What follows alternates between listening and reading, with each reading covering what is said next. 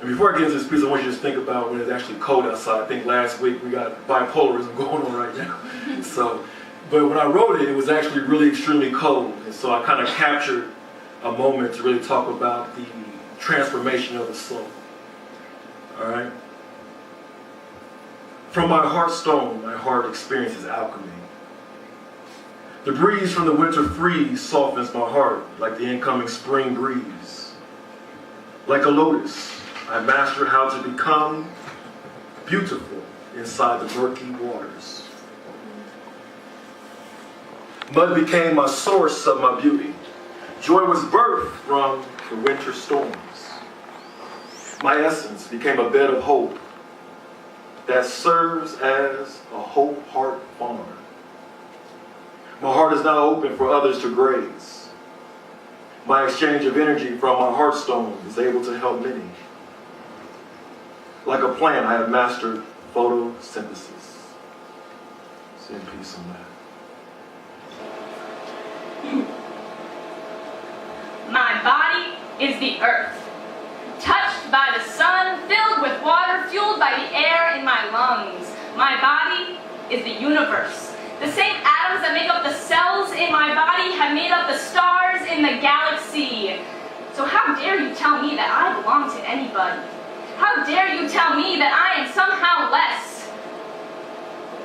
I am made of stardust, and you, and you, and you, and all of you are made of stardust too. I used to be an atheist until I realized what I thought I found was God. He was great, he was good, and he forgave me for everything that he called sin. But what if God is one? What if God is me? What if God is you, and what if he's in you and in me, and in everything? I am not broken, or anything that I am not supposed to be, so what about divinity?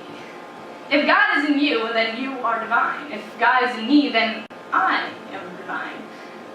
There's this word once called namaste. It says, the divinity in me sees the divinity in you. I used to be an atheist. I used to be a Christian. I used to be human. But we are all gods. The old man gripped the poem, sheet written, dog-eared from time, tears, and sweat. He clutched it with the fear of life leaving him every day, never letting it out of his sight. If it left his grasp, it was his one worldly possession. Today, for some reason, things seemed different. Something in the air, in his blood. He felt momentum. As the sun continued to curse the window, the old man studied his precious memorabilia and quietly begged his maker for another day to hope.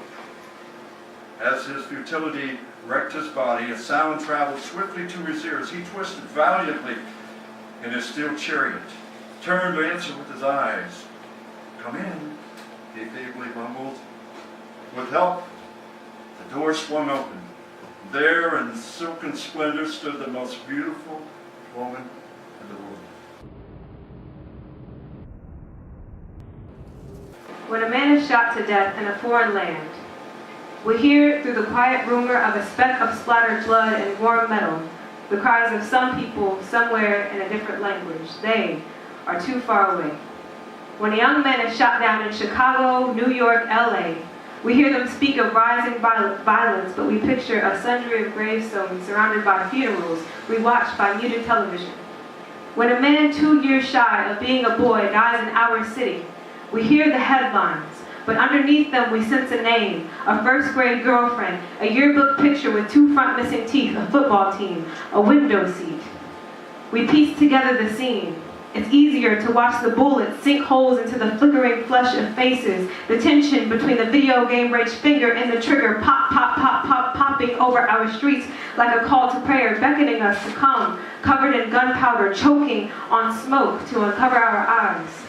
When a man is gunned down in our own town, the pain is translating the contrary images so quickly, death becomes life. The pain is bearing the holes of the bullet that shot him, electric shock into those left behind. In my imaginings, I see a handful of bullets, each fading to black, the color of failing consciousness every time they touch a face.